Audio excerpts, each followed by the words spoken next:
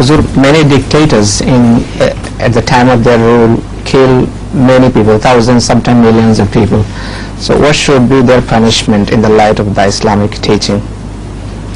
Their punishment on earth can be only limited, because the lives they take are sometimes millions, but possess only one life.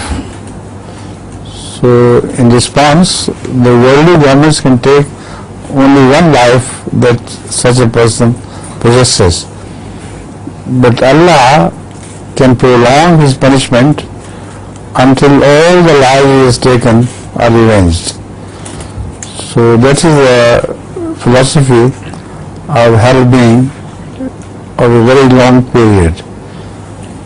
Because the crimes which human eye catches, first of all, they are not all caught by human eye. Secondly, those which are caught by human eye cannot be punished by human hands.